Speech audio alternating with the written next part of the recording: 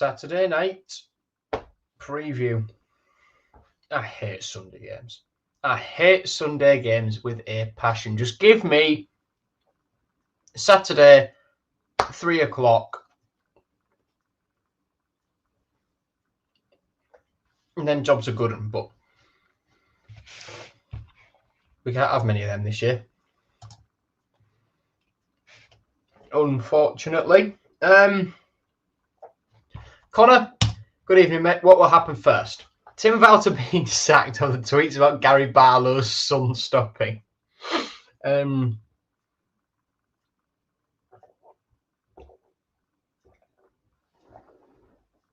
He is massive, to be fair.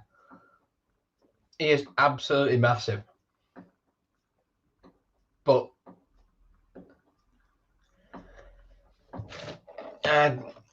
I just get the feeling that they'll stop before Tim goes. I really do. Put it this way. I thought Tim would be sacked if we lost to West Brom. And then I got round to listening to the 1904 Club pod this afternoon. And suddenly I feel like he's in a job forever. Baz said something along the lines of it's his belief that Adrian will stick with him even if he loses to West Brom. Which just seemed mental to me. How we would have won in 7. We'll be in free fall.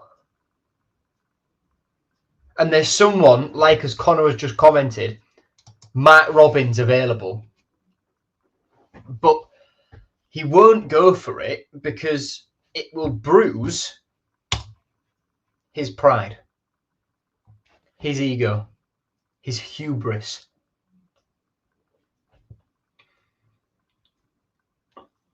And it shouldn't do. He should just admit defeat. But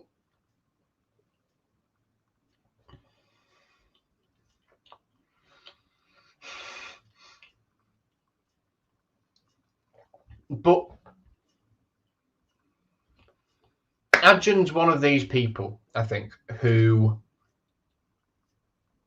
because he's had so much success, he will think that he's doing the right thing with every move he's making. Because previously, that's how it's worked for him. If you ignore the fact that the rise in his production company numbers and stuff like that was coincidentally about the same time that the Turkish state and President Erdogan did a bit of a crackdown on media that didn't like the government, and Adrian got a lot out of it. So that probably helped him out a lot, speaking to Recep Tayyip Erdogan. But anyway, Adrian should just make the move. We lose to West Brom. We perform unconvincingly against West Brom. Whether we scrape a point out of it or what, I don't care.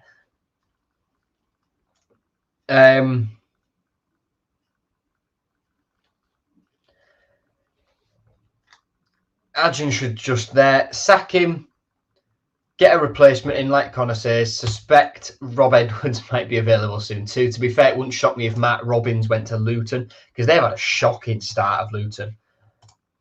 They've been awful. They've been worse than us by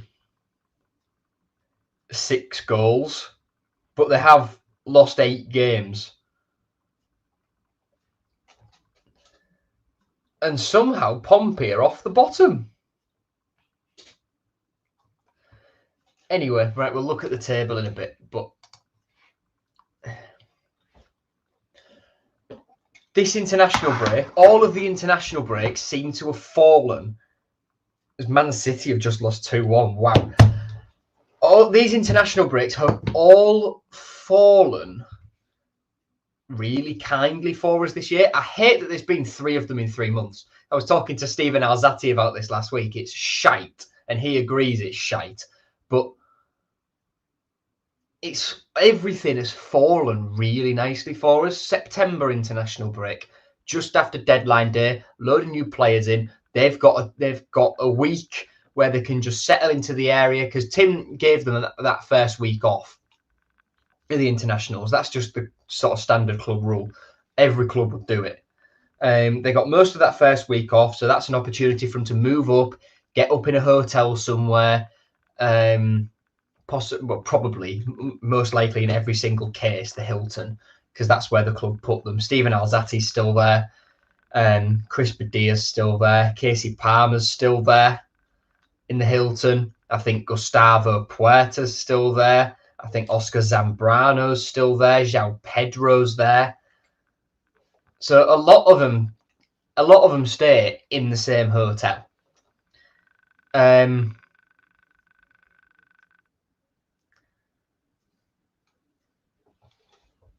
Anyway, then October international break comes around. They're all bedded in, but we've just come off 3 wins. Our only 3 wins this season,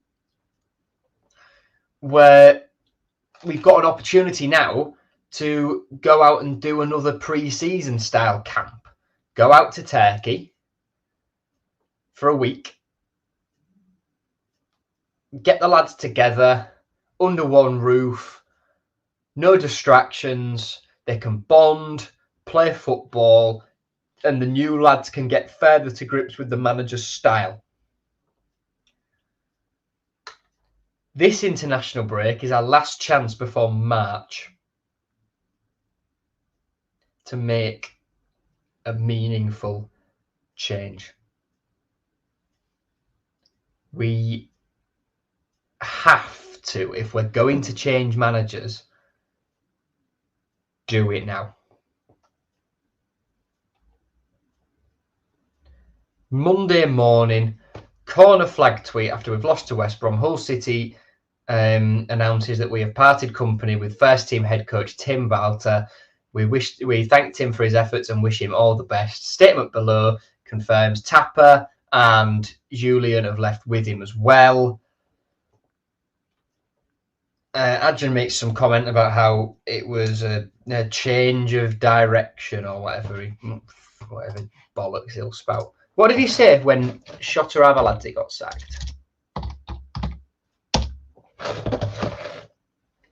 Club statement, Shota Arveladze. Adrian said, during the international break, we had a number of meetings with Shota to discuss the direction of the team and the future of the club. As these meetings went on, it became clear our views weren't aligned, so we have made the decision to part ways. Shota and Peter leave with our thanks, greatest respect and fond wishes for the future. Our focus is now supporting Andy and the squad and finding the best possible candidate to drive this club forward.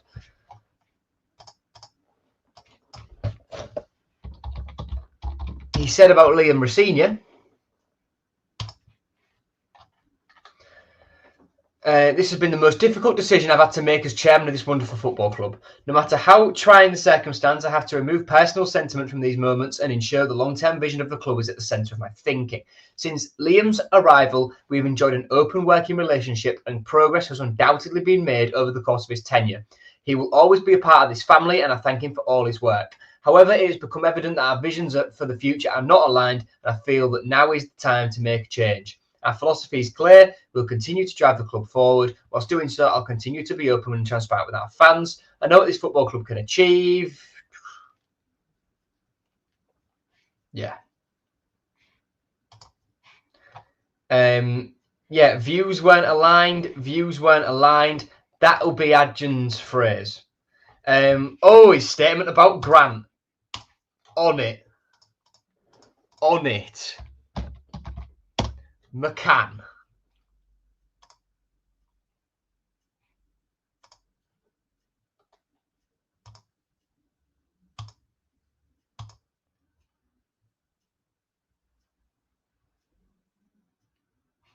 January 25th, 2022, club statement, Grant McCann.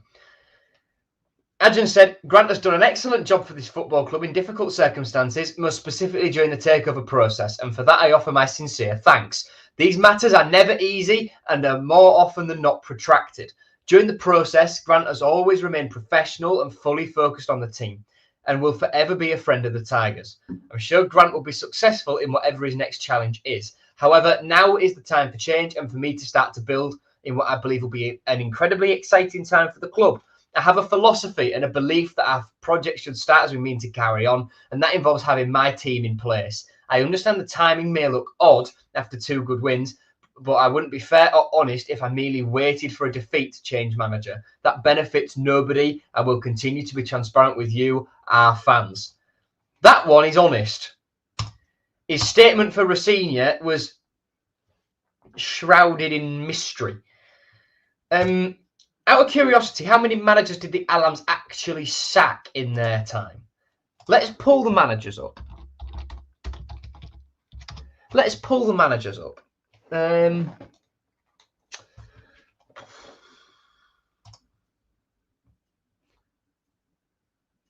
Management. So they took over when Nigel Pearson was in charge. Out he went for Nick Barmby, who was sacked. Steve Bruce left. Mike Phelan was sacked. Marco Silva left. Leonard Slutsky was sacked.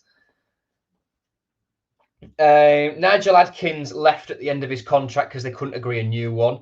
So the Alams sacked 5 managers in the sort of 10 years they were there.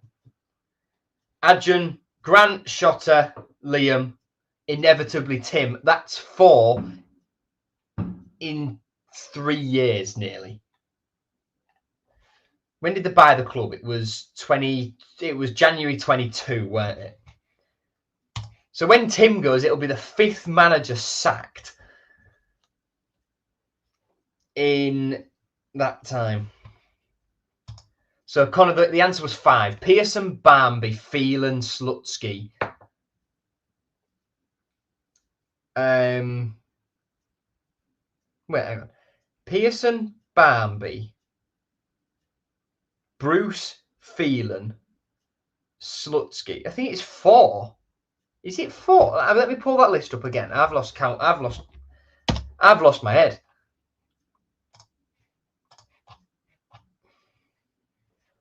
So Pearson, Barmby, Bruce left on his own accord.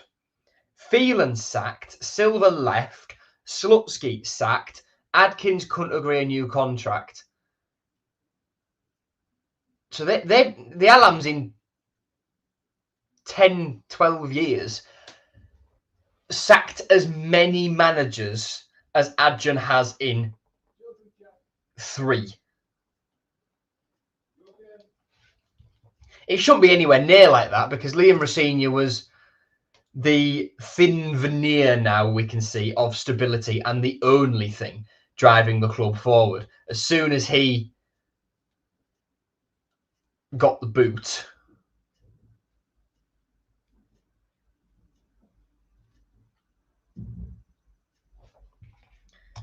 if Tim goes, honestly, I think Adrian's lost all interest. I think we are very much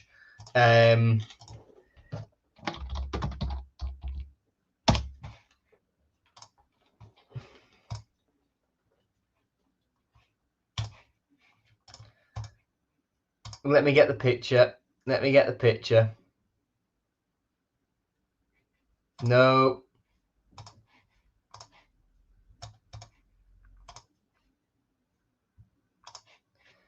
Let me upload that as that file. I'm not sure whether it will or not.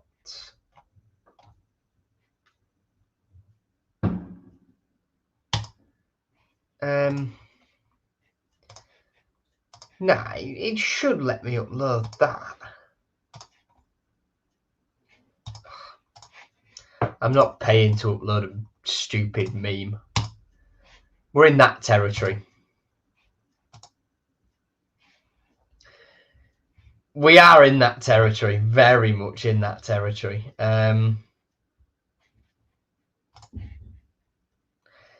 He's got his Buzz Lightyear. Fenerbahce.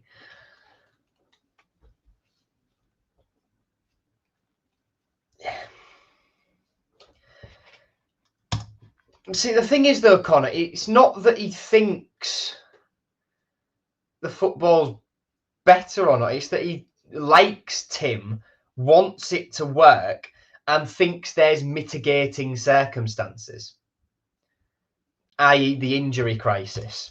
Okay, injuries. Miller and Balumi, yes, they're big misses, but things were heading south before they got injured. Longman coming back. Andy Smith won't play. Cartwright Lottatala won't play. Malum, who gives a shit. Alzate, we haven't seen play, so you can't say it's a loss. You just can't say it's a loss. Rushworth, I think, would have been in by now, but he also didn't play, so it's not a loss. And Zambrano's ban, yeah, that is a loss, but I reckon the fact that Tim wasn't playing him meant the club got wind of this being confirmed and wanted to prioritise getting Xavi in to play the Zambrano role. But Adrian's got to act. This is the first time he's gone against the wishes of the fans since he's been here. And instead of fronting up and doing a proper interview about why, he has instead been spending time, because the Turkish FA and Turkish referees are an absolute disgrace, he has spent his time doing, well, that. Having negotiations with a Galatasaray board member to agree that both their games will be refereed by foreign refs because they know Turkish officials are corrupt as anything. And then he's done a step-by-step guide of what's happened. In all caps.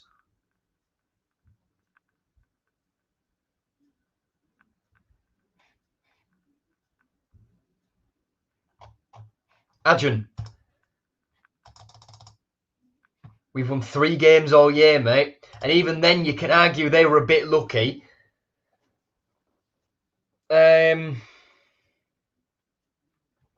Like a penalty against Stoke, we don't get that rebound if the keeper smothers it. If it weren't for Panda, we could have been about 4-0 down in 10 minutes against QPR.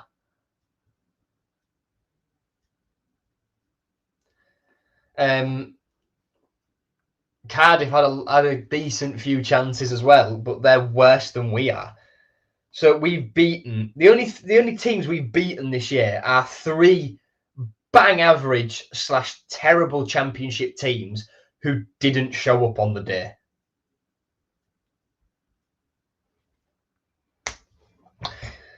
It's not Valter's fault our players can't score simple chances. A few games could have gone in at halftime 2-3-0 up if chances taken. Yes, Neil, that's true, and I accept that, but we didn't. And then the second half, we absolutely capitulated against Portsmouth and against Oxford. It's remarkably similar how it's remarkable how similar those 2 games are, right? Dominate the first half, but don't make good enough of it. Pompey went 1-0 up, Oxford 0-0. I tweeted, actually, let me get this up. I tweeted at half-time in the Oxford game because, to be fair, we were good. Where is it?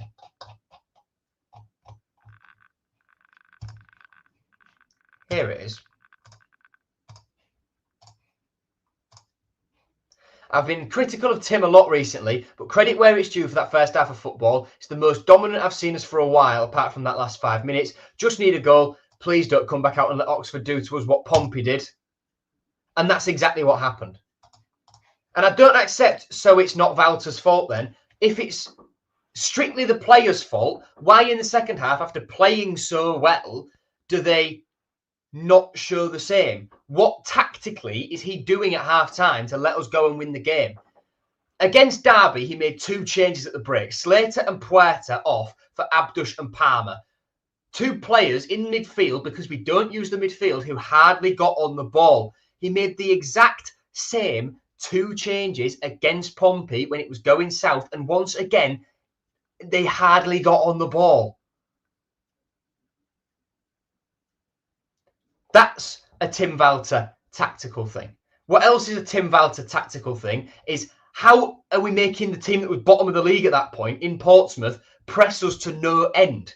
Another tactical thing. You can't play games of championship football without using your midfield.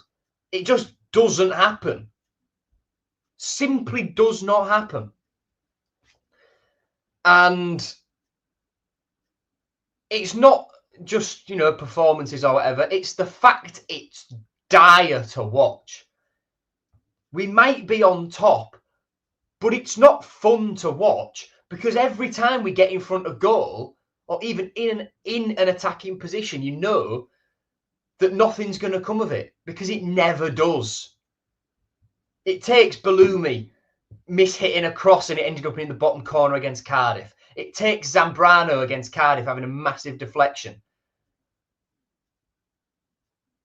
And anyone who ultimately, everything that happens on the pitch, yes, players, but the buck stops with the manager.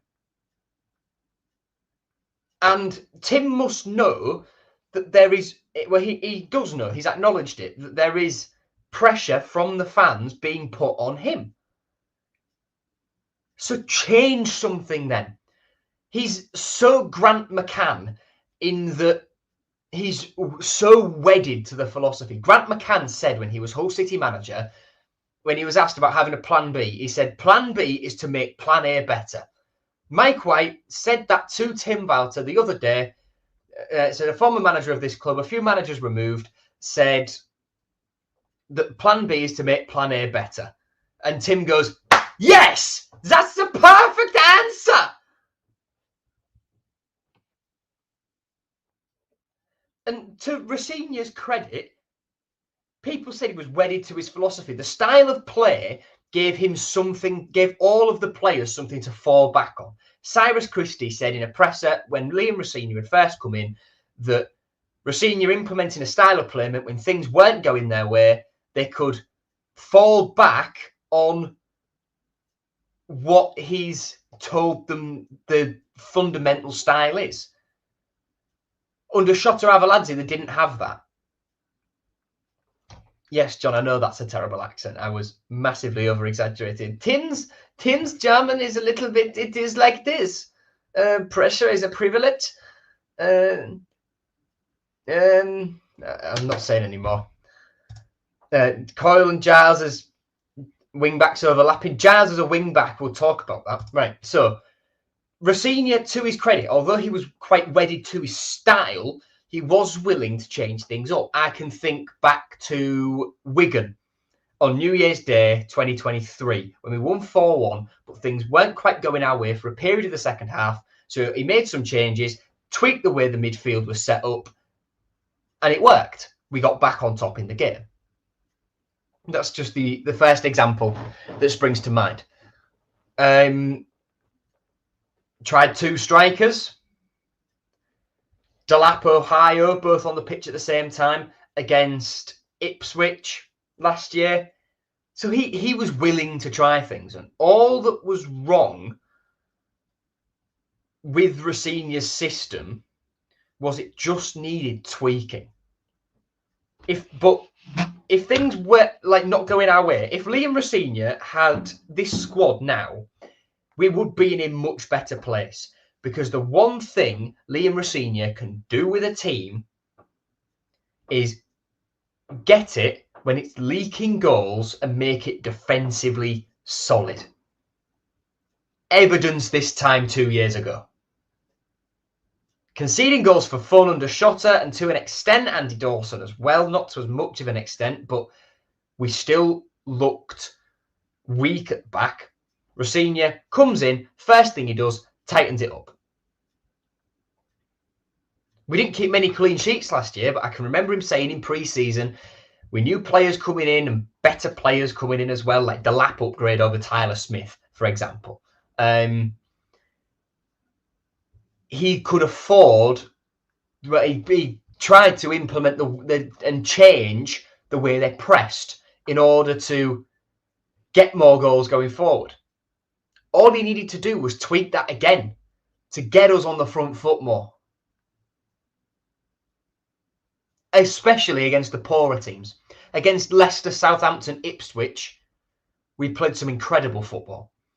But it was against the Swanseas last season and the Stokes and the Millwalls who were fighting for nothing or fighting for the skin and like just clinging on outside the relegation zone by the skin of their teeth. At the bottom end of the table, that was the problem. It was when teams just set up a low block against us that he didn't know how to play through, especially at home.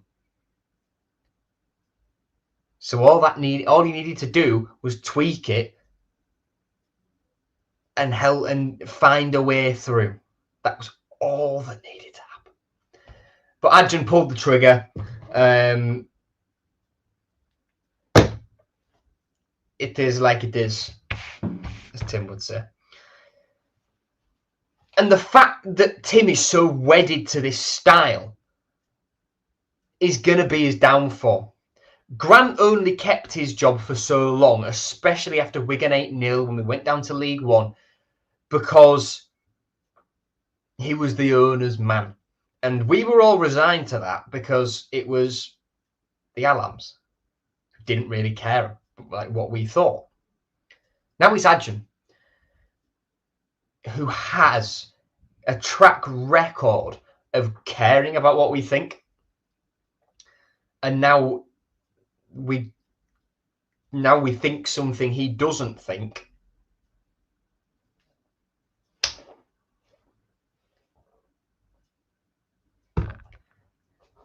And here we are in this mess. But I have no doubt that this squad, it's not a playoff squad by any stretch of the imagination, but it's definitely a comfortable mid-table pushing into the top half squad. You know, you've got players like Louis Coyle in there giving it their all, Alfie Jones, Charlie Hughes, Puerta looks good, Slater cracking, Baloomi's all right. And it's a squad that is capable of far more than what Tim Walter is getting out of it. And there is not a single piece of doubt in my mind. Strasbourg, over the last couple of years, I see Strasbourg, Alsace, league table finish history. So,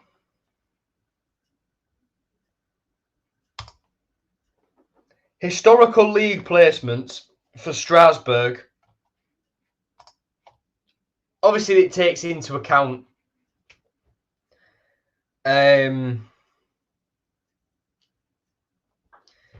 before they were owned by Chelsea or whatever. But 13th, 15th, 6th, I went pretty good. 15th, 11th, 15th.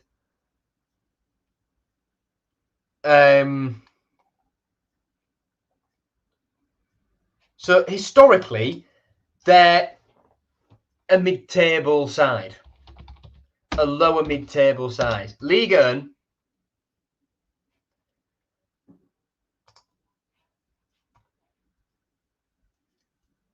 Liam Rosenior's got them sat 10th currently, but they're 3 points outside the European spots. They went 1-0 up against Monaco earlier today. There is not a single bit of doubt in my mind that Liam Rosenior would get more out of this set of players than Tim Walter would. And if you look at the players we've got, would Liam Rosenior have signed them? This is what I'm looking at. So you look at the squad. I think obviously Allstock would still be here, but I'd imagine Panda would be number one, even this year. Simon, you're right. It is a League One squad with Tim in charge. We have a solid Championship squad. It's not special, but it's a solid Championship squad at the moment. And if Tim Walter stays, down we go. If you look at the players that we've signed this season, would Rosenior have signed Badia and Pedro? Probably not. Would he have signed Burstow? I still think if the offer was there, he would have done. I think he'd have got Drama, definitely. We'll disregard goalkeepers because Allsop would probably still be here. Finn Burns, I can see that. Miller, I can see that. Hughes, I can see that. Zambrano, I can see him approving that risk. Puerta, definitely. Casey Palmer, that's a Liam Rosenior signing, I think. Abu Kamara also. Balumi, 50-50. Alzate, yes, definitely. Obviously, Brighton link there. But let's be honest, the only players really he wouldn't have signed for was Badia, Pedro, and Malem.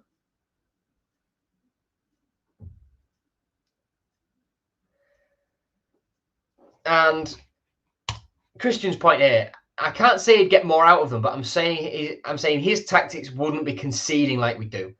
He'd have most of the players that arrived in my head. He would. Rosenior would push, try and get Ben Doak over the line. Forgot about that. But anyway, right.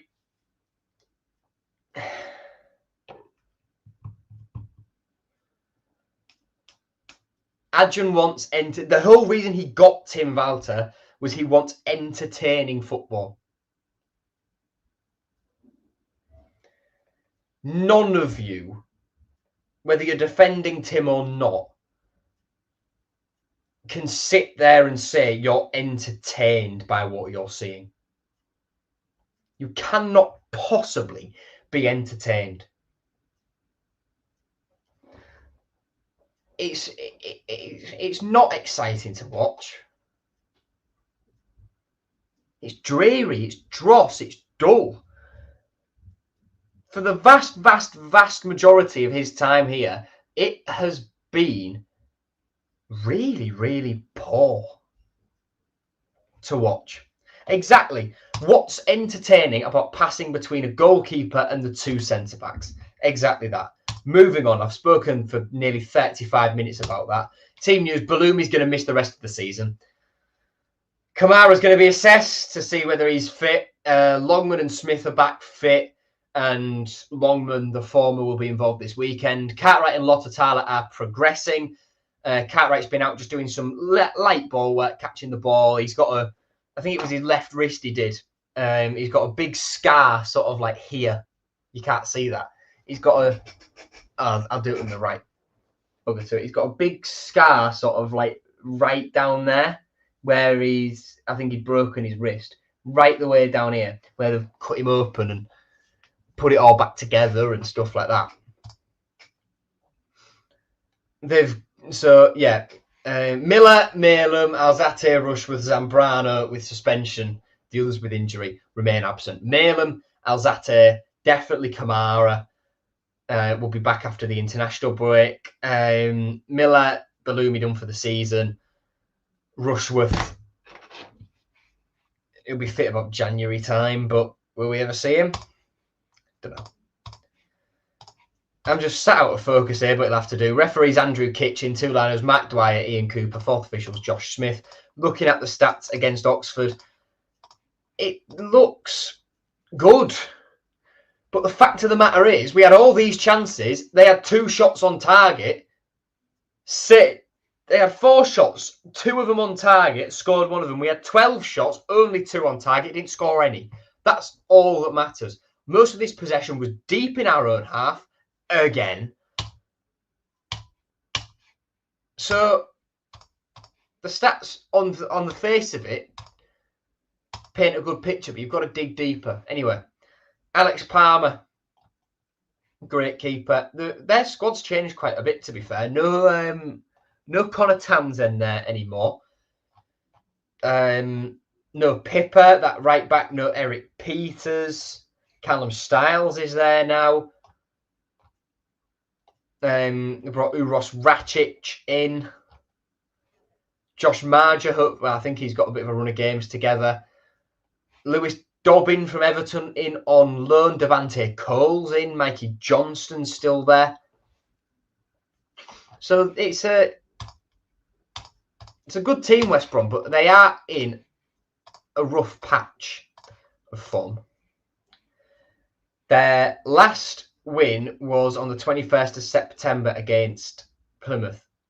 Since then, it's 2 consecutive defeats. And then 1, 2, 3, 4, 5, 6 draws in a row. So they haven't won in 8. For us, we're not as bad because, well, we haven't won in 6. But then you've just got to look at where they are in the table compared to us. We haven't won in 6 and we're 19th. They haven't won in 8 and they're still 8th. I'm going to remove that now because I'm going to try and get myself back in focus again.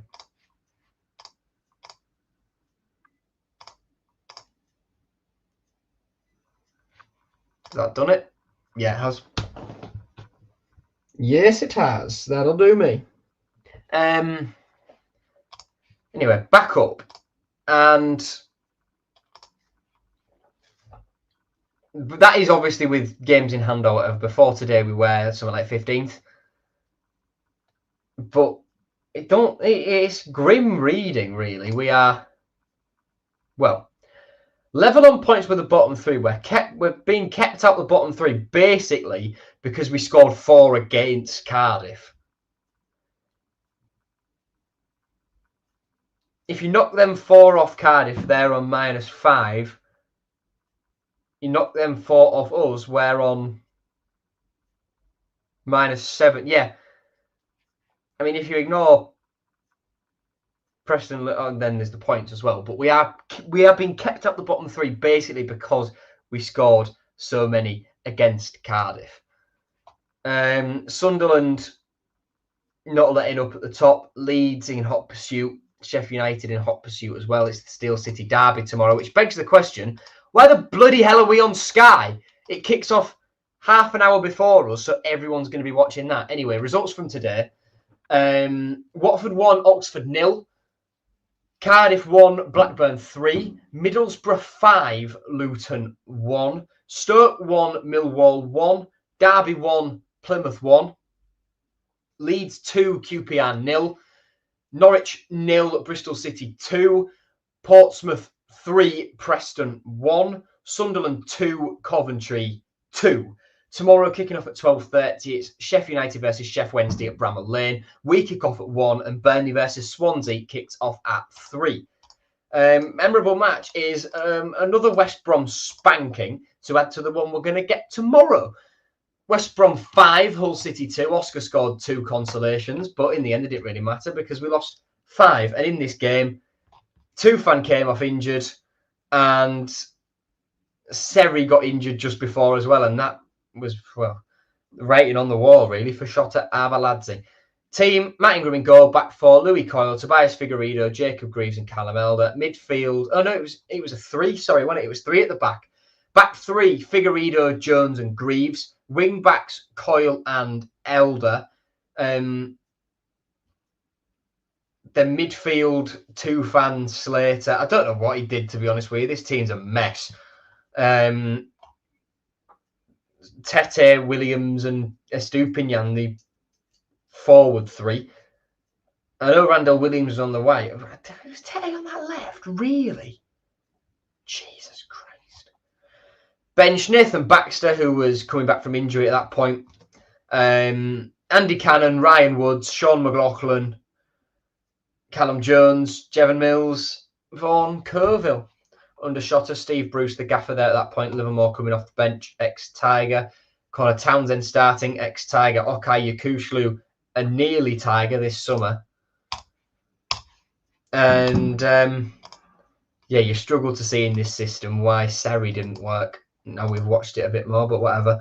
And then last time it was a 1-1 draw at our place. Carvalho from a short corner. Lovely. And then Furlong levelled it just before half time.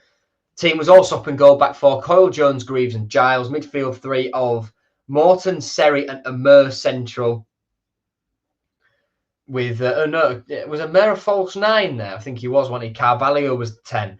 Philogene, Zaruri, the wingers. And, yeah, Amir as the false 9. Bench, Panda the keeper. Tufan, Doherty, Traore, Sharp, Slater, Jacob and Connolly was the team under Liam Rossigna. And our record against West Brom is, well, it's quite something. It really is quite something.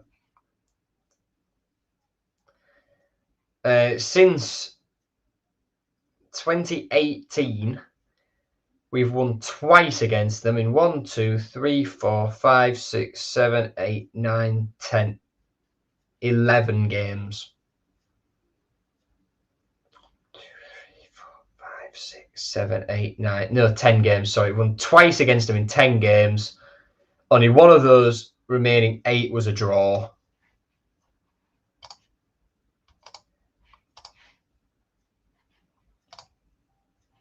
Yeah.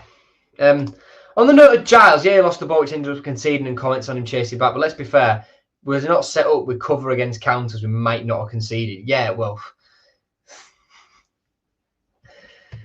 it's, look, Giles is a wing back, but even then, you've got to be chasing back there. Come on, Ryan. That's just poor. First, you are fundamentally a left back, right? You lost the ball to the player who scored.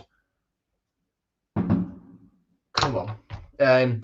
Would be a great time to finally beat them. Same with who's fit, the players we have, the only sensible option would be 3-4-3, but we just won't play it. Let me load up like a line up 11. And let me create something here, because I've not prepared this.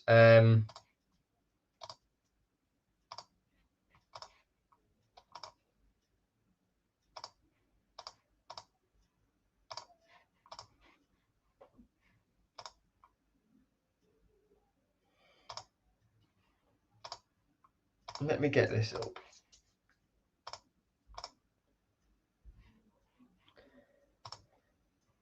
Okay, so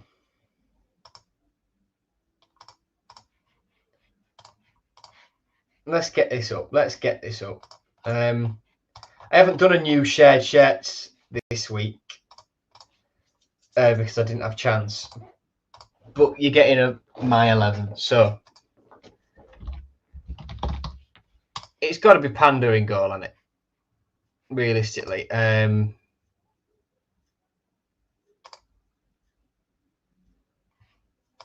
So it's got to be Panda, first of all. I'd then go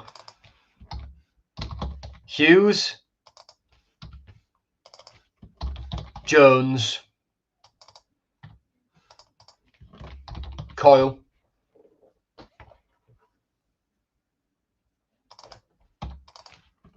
there I'd go Giles. In there, Puerta, and when fit, Alzate. On the right there, got Drama. On the left, with nobody. I think it's got to be Longman in it.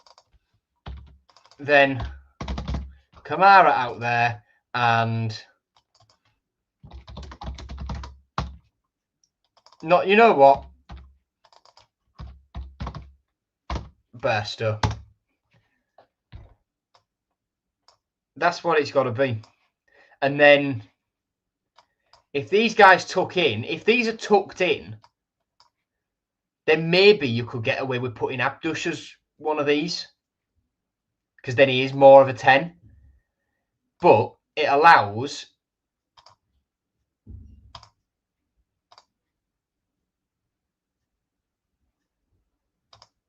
No, hang on.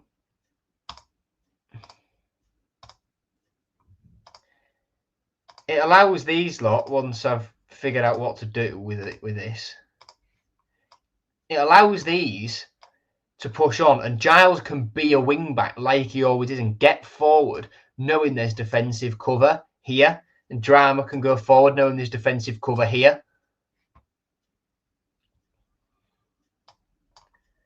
These come in, Puerta's in there, Alzate sat a little bit deeper, just a little bit. Jonesy pulls up, and then in typical Tim Walter fashion, Evo Panda up there. Lovely stuff, that.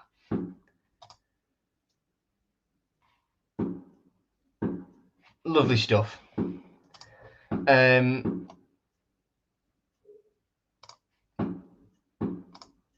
Let me just reset this to a 3-4-3. There we go. Pull them two in there. Can drop them a little bit deeper. Cool. That's where we are. And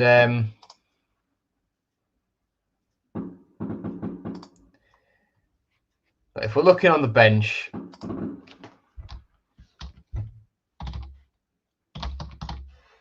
what, there's Rushworth, McLaughlin,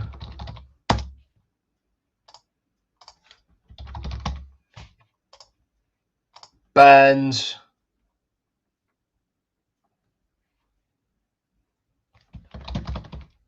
Slater, Simons, Amir, Badia, Palmer, Pedro. Am I forgetting anyone there? Could be Malin when he's fit, but I couldn't care less.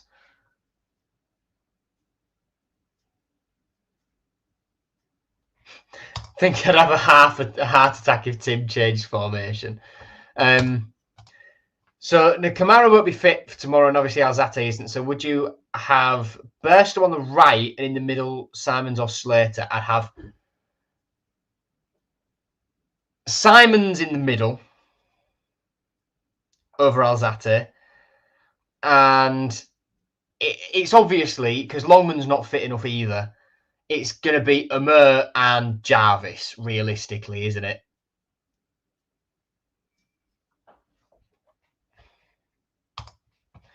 That's what it's realistically going to be.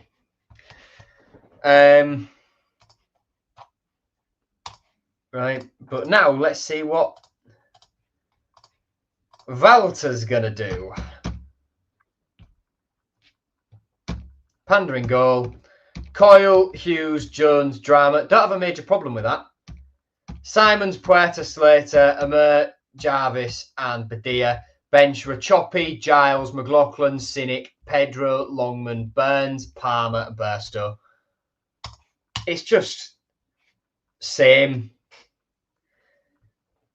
shit, different week, innit? And predicted score, 3-0 West Brom.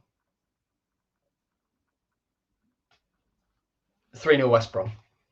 There you go. And if it's not 3, it'll be 2. No confidence at all. Absolutely not. I'm not saying I want us to lose to get him sacked, right? Because I always go into every game wanting us to win. But I can't see us winning. And it's exactly that, Coxie. We'll do this. We'll do the same but expect the outcome to be different, and it just simply won't be. All right. Matchday vlog will come out at some point because I've got to come back, have tea, and then I've got to get straight back to uni. And by the time I'm back to uni, it'll be time for the pod. So you can tune in for the pod to get my reactions afterwards. That's on the To Hull and Back podcast YouTube channel. It'll be live streamed on Facebook, Twitter, or then you can get it by sort of Monday mid-morning on wherever you get your podcasts, Apple Podcasts, Spotify, all that kind of thing.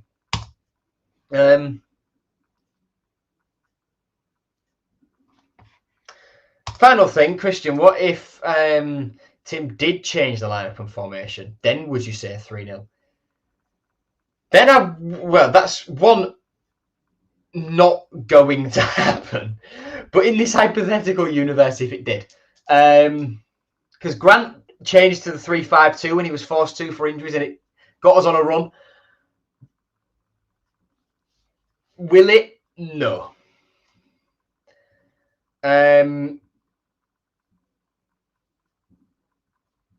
I don't know, because it depends how well the players played it. If it's the same heart attack football philosophy that's given us all, well, cardiac arrests in the stands just because we fell asleep so much, then it's going to be the same outcome. It's got to be a bit of a tweak, not just formation, but how they do things tactically a little bit, i.e. don't fall apart second half.